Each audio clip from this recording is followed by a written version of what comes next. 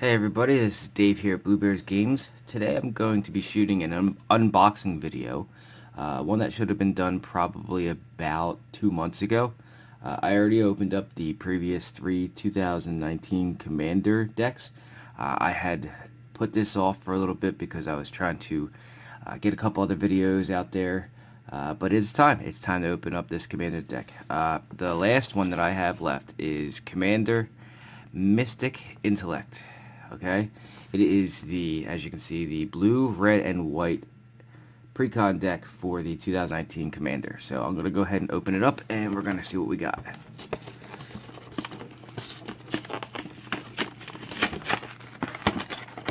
I'll show you guys everything that we have in here. And I saved this one for last for a reason. This is the colors that I want to make my next deck with Kakar. So I'm going to go ahead and show you what everything was in here. I'm going to probably pretty much take some of the stuff out of this deck and use it for my own purposes. So the big oversized foil that they gave us was Savine, the Chronoclasm. So apparently that's what they're choosing as the main command that you're supposed to use for this deck. But I'm not 100% sure whether or not I would do that myself, but I'll show you everything else included as well. Alright, so they give us one of the inserts, and the inserts, you know, has all the information on the deck, how to play it, all that good stuff. So, and of course, I believe they have all the other commanders that are in here on the information packet as well. So, that's the first thing. So, we'll put that over here. Let's take the deck out and open it. I always have a problem opening these decks. I don't have nails. I shoot them off pretty well. So I know that they're supposed to have a dummy thing that opens it up, but they don't always work. Look at that. It worked. Alright, so let's start off here. What do we got? Alright. So the first part of it. 3 foils. It says on the box that they give us 3 legendary foils. So obviously the oversized one gets a companion. It's Savine the Chronoclasm. It's a 5 to cast commander. It's a 2/2. Prevent all damage that would be dealt to himself, which is Savine. And then whenever you cast your first instant or sorcery spell from your graveyard each turn, copy that spell and you may choose new targets for that copy. So basically it doubles spells from the grave. You just have to be able to do that, and I'm sure this deck does that well. The second choice they have is Isha, the Infinite. It's another 5 to cast, but it's a 3/3 with Prowess. You may look at the top card of your library anytime, and then you may cast the top card of your library if it's a non-creature, non-land, and you may cast it as though it had Flash. So, I do believe that I will be stealing this card and putting it in a card deck, I'm sure. And then the last one that they gave us that was a foil is named Precon Sky Rampart. It's a 3 to cast, 1/5. It looks like it's a wall with flying and defender. And as it enters the battlefield, choose left or right. Each player may attack only the nearest opponent in the chosen direction and planeswalkers controlled by that opponent. So if I choose left, everybody can only choose to attack to the left. If I choose right, they can only attack to the right. So those are the 3 the 3 legends that they gave us as possible commanders for the deck. Now they have a whole bunch of tokens in here. Let me take a look at those real quick, and I'll show you. They're not bad. They're almost full art. So they got the spirits, the Pegasus, which is a pretty cool picture, the Drakes. I will be stealing the Drakes for my Tauran deck, by the way, and some treasure tokens. And I believe these are double-sided. They are. It's been a while since I opened these up, and I don't remember what they did that was different. So I got some humans. A lot of humans. In fact, they're all humans on the other side. Okay. Alright, so those are the tokens, and that was the supposed ones you're going to use as your commander. Alright, so what else came in the deck? Let's take a look. Cliffside Rescuer, 2 to cast, 2/2 with Vigilance. Sacrifice it, target permanent you control gains protection from each of your opponents until end of turn. Not horrible. Again, I'm going to be stealing some of these cards out of here. Leadership Vacuum, 3 to cast instant. Target player returns each commander they control from the battlefield to the command zone, and you draw a card. Bloodthirsty Blade, so it's equipment for 2. Equipped creature gets +2/+0 and is goated. So what that means is It attacks each combat if able, and attacks a player other than you if able. So you attach this to somebody else's creature. Attach Bloodthirsty Blade to target creature, and opponent controls activate this ability anytime you can cast a sorcery for 1. So it's something that you give away. You still own it, you just are giving it to somebody else. Scared Tiller is a 4 to cast 1/4. Whenever Scared Tiller becomes tapped, choose either one of these. You may put a land card from your hand onto the battlefield tapped, or return target land card from your graveyard to the battlefield tapped. So, he's great for fetch land and such. He can get them back, so that's actually not too bad. He's actually pretty good for a lot of things. Ghostly Prison, I already know I'm stealing this for another deck I'm updating, and I will be giving you guys that video next week, the before for my Alluro deck, but I believe he's going into my Alluro deck. Ghostly Prison is 3 cast enchantment. Creatures can't attack you unless their controller pays 2 for each creature they control that are attacking you. Prismatic Strands, 3 to cast instant, prevent all damage that sources of the color of your choice would deal this turn, and with Flashback, you can tap an untapped white creature you control, so it can be cast twice. So, it's like a mostly fog, but it's not combat damage. It damages from any source of a specific color. So it could be instants as well. Purify the Graves is a 1 to cast instant, exile target card from a graveyard with Flashback. It's kind of weak actually if you ask me, and especially at the uncommon slot, that could have been put in the common if you ask me. Ray of Distortion is a 4 to cast instant, destroy target artifact or enchantment with Flashback. It's always good to be able to cast things twice, especially in Commander, since you only have 1 copy of things. Chemister's Insight is actually a more recent card. It's a 4 to cast instant, draw 2 cards with Jumpstart, and Jumpstart basically means you may cast this card from your graveyard by discarding a card in addition to paying its other costs, then exile it. So you can cast it twice. It looks like there's a lot of stuff that can be cast twice, and obviously that would go well with the Savine as your commander. Deep Analysis is 4 to cast instant that you can have target player draw 2 cards, and you can flash it back. Factor Fiction. I put this in most blue commander decks anyway. I have my foil copies I put in my decks, so I would replace this with a foil copy if I wanted to. It's reveal the top 5 cards of your library, and opponent separates those cards into 2 piles. Put 1 pile in your hand and the other into your grave, so obviously it's helping put stuff in your graveyard. Fervent Denial is a 5 to cast counter, and it has Flashback. It's kind of expensive if you ask me. I get the idea that everything here has Flashback or has a way to be cast from the grave. Mystic Retrieval, return target instant or sorcery card from your graveyard to your hand with Flashback as well, and the Flashback is red. Una's Grace, target player draws a card for 3 with Retrace. So Retrace says you can cast this card from your graveyard by discarding a land card in addition to its other casts. You don't have to actually like exile the card. I'm stealing this for a bunch of decks. I wish I had more copies of this because you can cast it over and over every time you discard a land. It does not exile itself when you cast it, so it's not like Flashback where it exiles. Runic Repetition, 3 to cast sorcery, return target exiled card with Flashback you own to your hand. Interesting that it allows you to go ahead and get stuff back, especially if you're using something that doubles your spells. You can get 2 things that were exiled. Secrets of the Dead, whenever you cast a spell from your graveyard, you draw a card. And that's 3 to cast for an enchantment. Think Twice, a 2 to cast instant, draw a card with Flashback. Burning Vengeance, whenever you cast a spell from your graveyard, Burning Vengeance deals 2 damage to any target. You see the nice theme here. It's not a bad theme. I do like the red, white, and blue decks, or the American decks, as they call them. They do have some good power to them. Desperate Ravings, draw 2 cards and discard a card at random for 2, with Flashback of blue and 2. Faithless Looting, 1 to cast, draw 2 cards, discard 2 cards, with Flashback as well. This was really, really hot before it got banned in Modern. Gutter Snipe, whenever you cast an instant or sorcery spell, Gutter Snipe deals 2 damage to each opponent. Gutter Snipe should pretty much go into almost any deck that's casting multiple instants at a time or throughout the deck. If your theme is instants, you always put at least 1 Gutter Snipe in. It's basically a good win con. Rolling Temblor, 3 to cast sorcery. It deals 2 damage to each creature without flying and has Flashback. I had this in one of my decks to start with, but it got traded out for other things. Crackling Drake is a 4-cast star 4 flyer. I've used this in some of my budget decks. Any of you guys who have watched my budget decks know I like to use this card too.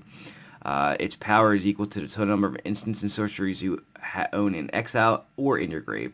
And when he enters the battlefield, you draw a card. So if you have 2 instants and 3 sorceries and 2 of them are exiled, it's a 5/4. So it's not a bad card. It's good for a closer. It's a good closer. Alright, up next, Farm to Market. The farm part is 3 to cast instant, destroy target attacking or blocking creature. And the market part is Aftermath. You can only cast it from your graveyard, then exile it, draw 2 cards, and discard 2 cards for 3. Armillary Sphere, it's a nice mana ramp. 2 to cast artifact that you tap 2 and sacrifice it. Sacrifice Armillary Sphere and search your library for up to 2 basic lands, reveal them, and put them into your hand. So it's nice to help get your land that you need. Azorius Locket, obviously it's more mana ramp. 3 to cast artifact, you tap it to add a blue or a white. And for 4 blue or white, sacrifice it to draw 2 cards. Burnished Heart, more mana ramp. 3 to cast 2/2. I use these in some of my decks every once in a while. When it's in play, you can pay 3 and sacrifice it to search your library for 2 basic land cards and put them onto the battlefield tapped. Mandate of Peace. This is one of the rares. It's a 2 to cast instant. You can cast this spell only during combat. Your opponents can't cast spells this turn, and you end the combat phase. So this is a new card that was put into the deck. It's not made anywhere else, I don't believe, anyway. It basically cancels out a combat phase. So here's the interesting part. If you're playing somebody who's playing things that give multiple combat turns, I believe that turns them off. So, or it might just turn off the first one. Alright, Savine's Reclamation, another rare. It's 3 for a sorcery. 3 for a sorcery. Return target permanent card with converted mana cost 3 or less from your graveyard to the battlefield. If this spell was cast from your graveyard, you may copy this spell and you may choose a new target for the copy. And it has flashback. And the flashback is 1 white and 4 of any. Let me show you guys that. Alright, so basically what this does is you can take anything that's a permanent. It doesn't matter if it's an artifact, an enchantment, what have you. And it could be a creature as well. If it has converted mana cost 3 or less, put it into play. But if you flash it back, you can actually copy this spell and do 2 things. So that's actually not too bad. I kind of like that card. Thalia's Geist Caller, 3 to cast for a 3/1 lifelinker. Whenever you cast a spell from your grave, create a 1/1 spirit token creature with flying. Sacrifice a spirit, and this card, which is Thalia's Geist Caller, gains indestructible until end of turn. I might actually have to take a look at that for Kakar. Mass Diminish is a 2 to cast sorcery. Until your next turn, creatures target player controls have a base power and toughness of 1, and you can flash it back. Wall of Stolen Identity. This is one of the cooler ones. I believe that they did. They made this a rare, and I thought they made it mythic. 4 to cast for a wall. You may have Wall of Stolen Identity enter the battlefield as a copy of any creature on the battlefield, except it's a wall in addition to its other types and has Defender. When you do, tap the copied creature, and it doesn't untap during its controller's untap step for as long as you control Wall of Stolen Identity. So, let's just say somebody plays, one of the Eldrazi. You can copy the Eldrazi. Your opponent stays tapped, and yours stays there untapped, but it's a wall, so it can't attack. You would probably choose something that has like a static effect, or an activated or triggered ability, most likely, but just an example. Next up is Backdraft Hellkite, 5 to cast 4/4. Flying, whenever it attacks, each instant or sorcery card in your graveyard gains flashback until end of turn.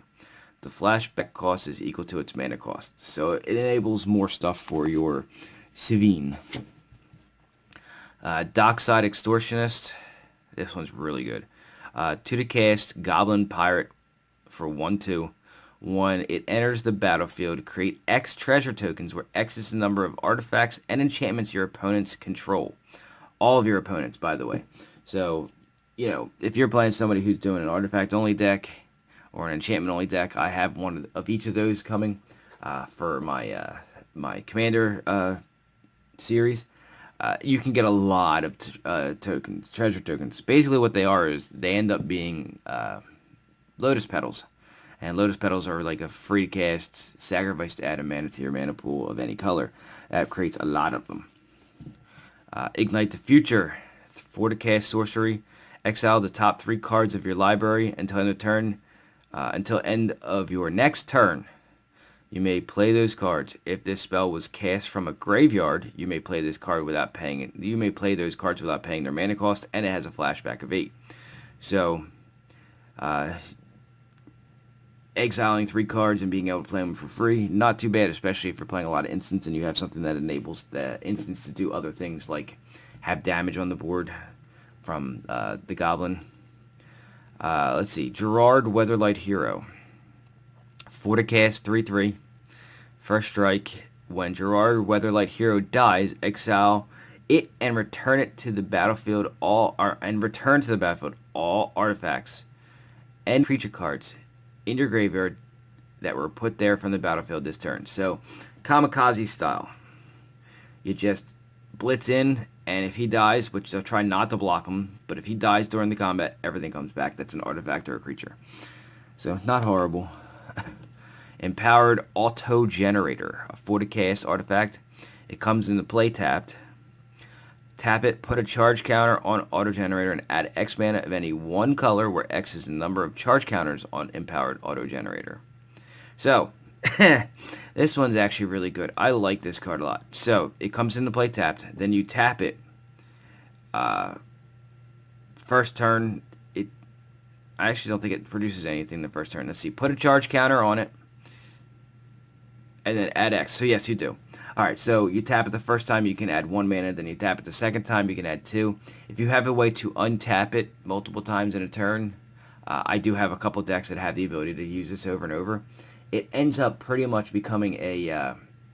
itself, it can be an infinite mana generator. If I was to put it in my Talrand deck, per se, I have a combo in there that, you know, I have the, I can't remember the name of the artifact, but it taps for 2, and I can untap everything that's not a land. If this is one of them, I tap it for 1, use the mana, untap it, tap it for 2 to untap. What is the name of that card? I can't remember. Isochron Scepter. Isochron Scepter with the blue instant that untaps everything that's not a land on your side. So you can keep going over and over and over again, and eventually it'll just be infinite mana. So not horrible. It's got a lot of abuse to it that can be done to it. All right, Pristine Angel is a 6 to cast 4/4 flyer. As long as Pristine Angel is untapped, it has protection from artifacts and from all colors. And whenever you cast a spell, you may untap Pristine Angel. Not bad. It's kind of that's definitely a commander card. Sun Titan is an old card. 6 to cast 6/6 Vigilance, and when it enters the battlefield or attacks, you may return target permanent card with converted mana cost 3 or less from your graveyard to the battlefield. I have a lot of cards I'm stealing from this deck, by the way. Clever Impersonator is another old card. 4 to cast 0/0. You may have it come into the battlefield as a copy of any non-land permanent on the battlefield. So it could be an enchantment. It can be an artifact. It can be anything it needs to be. That's why it's a 0/0. If it's a creature, it has the power and toughness of that creature. Ral Zarek, 4 to cast for 4 loyalty. Planeswalker. Its first uptick is tap target permanent, then untap another target permanent. Its first downtick is Ral Zarek deals 3 damage to any target, and its ultimate is flip 5 coins. Take an extra turn after this one for each coin that comes up heads. I like how they kind of took away the guessing of do you choose heads or tails. It just lets you do it. Divine Reckoning is a 4 to cast sorcery. Each player chooses a single creature they control and destroys the rest. I believe it's either destroy or sacrifice. I don't know if it was sacrifice or not now. But it has flashback, so you can do it again. Dusk Till Dawn, 4 to cast sorcery. Destroy all creatures with power 3 or greater. And then the Dawn part has Aftermath for 5. Return all creatures cards with power 2 or less from your graveyard to your hand. Increasing Devotion, 5 to cast sorcery. Create 5 1/1 human creature tokens. If this spell was cast from your graveyard, create 10 instead, and the flashback cost is 9. They really expect their games to go long, guys. Storm Herd, 10. 8 and 2 white. Create X11 white Pegasus creature tokens with flying, where X is your life total. That's funny. I was actually thinking about finding this card for my Loro deck, but I didn't find it. It was in this deck, that's why. Zitalpa. The Primal Dawn is a 8 to cast, 4/8. It is a flying, double striking, vigilance, trample, indestructible. That is a lot of stuff on one card. It's a lot of abilities. The most important one of all, though, is the indestructible, so no matter what, it really much just stays on the board. The one thing about that is it can be exiled, so you don't really have to want to rely on that, especially with things around that are around in white. That can just, for 1 mana or 2 mana, just wipe things out that are like that. Alright, Jace's Sanctum. For to cast enchantment, instant and sorcery spells you cast cost 1 less to cast, and whenever you cast an instant or sorcery, scry 1. River Kelpie is a 5 to cast, 3/3. Whenever it or another permanent enters the battlefield from a graveyard, you draw a card, and whenever a player casts a spell from a graveyard, draw a card. Has persist. When this creature dies, if it had no -1/-1 counters on it, return to the battlefield with a -1/-1 counter. Talrand. We all know I love Talrand. If you don't know by watching my other videos, he is a 40 cast 2/2 that whenever you cast an instant or sorcery, put a 2/2 into play. Devil's Play is a 1 red and X sorcery. It deals X damage to any target with a flashback of 3 red and X. Increasing Vengeance is 2 to cast, instant, copy target instant or sorcery spell you control. If this spell was cast from a graveyard, copy that spell 3 times or twice instead, and you may choose new targets with a flashback of 5. Magma Quake, 2 red and X instant. It deals X damage to each creature without flying and each planeswalker. Pristine Skywise is a 6 to cast, 6/4 flyer. Whenever you cast a non-creature spell, untap it. It gains protection from the color of your choice until end of turn. Refuse to Cooperate, 4 to cast, instant. Refuse deals damage to target spell's controller equal to that spell's converted mana cost. And then the aftermath is Cooperate, copy target instant or sorcery. You may choose new targets for the copy. Alright, so that was all the regular cards in the deck. Then we're going to go over the lands that came in the pack. I believe every one of these came with Exotic Orchard. I'm not sure. I can't remember, but I remember seeing a lot of these. It taps to add a mana of any color a land an opponent controls can produce. So if your opponent owns a mountain, it can produce red. If they own an island, it can produce blue. Prairie Stream is a plains island. It adds a blue or a white and enters the battlefield tapped unless you control 2 or more basic lands. This is what they call the cringeworthy Tango lands. I guess they didn't do it the same way. They added a Commander Sphere in here in the background. Commander Sphere is 3 to cast, tap to add a mana of any color your commander's color identity. So in this deck it's red, white, and blue, so it would tap to add one of those 3, and then you can sacrifice it to draw a card. It's a good little ramp. Is it Locket?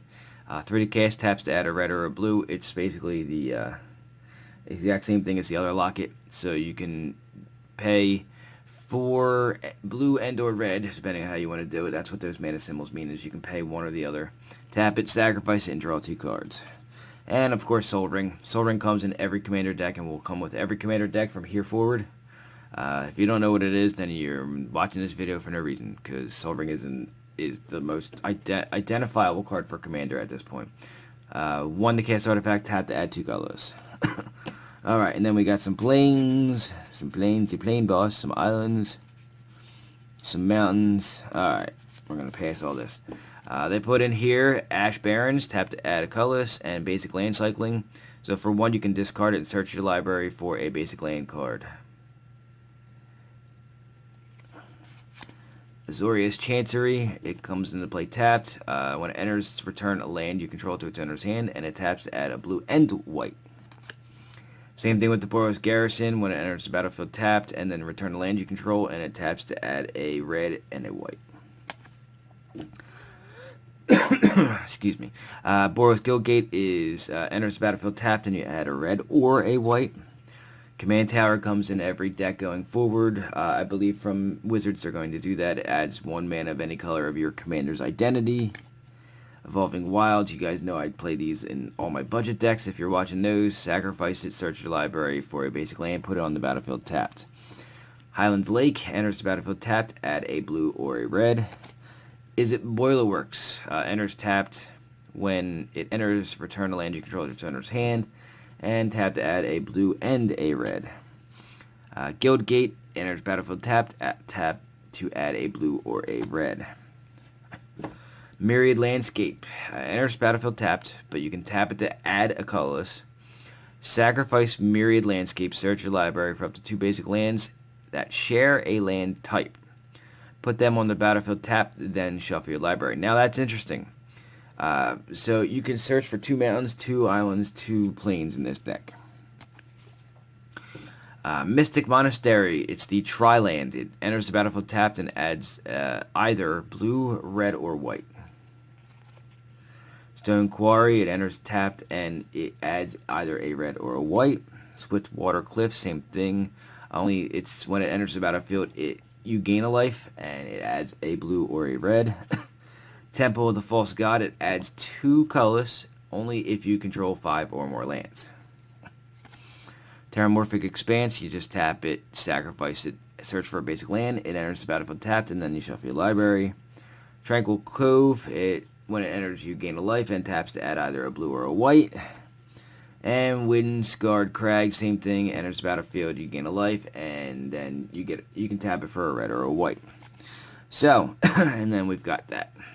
So that was the 2019 Commander Mystic Intellect deck. I don't know what you guys think. I'm going to steal a lot of the cards from this for other decks. It has a cool idea, but I prefer my own decks to the precons. I like to steal from these decks, though. I'm going to try to get my hands on the Brawl decks from Throne of Eldraine. There's a couple of them in there that I would like to get my hands on. I'd like to make a Tulane deck. And the fairy one, I can't remember her name. I'd like to get my hands on the fairy one. So I'm going to try to get my hands on those and try to, open them for you guys. I know that I'm a little late to the party, but they were not available for the longest time, and I may be able to get my hands on them now. So, for now, though, that was the 2019 Commander Mystic Intellect Precon from Wizards of the Coast. I hope you enjoyed. I hope you learned something from it, at least whether or not you want to go buy it, because they're still available out there in stores. Don't forget to go ahead and check out my other videos. Subscribe to the channel, like the videos, all that good jazz. I could use the support. I would like to get to 100 subscribers by the new year so I can name the channel. Let your friends know, share the videos out. Other than that, thanks for watching and have a good day.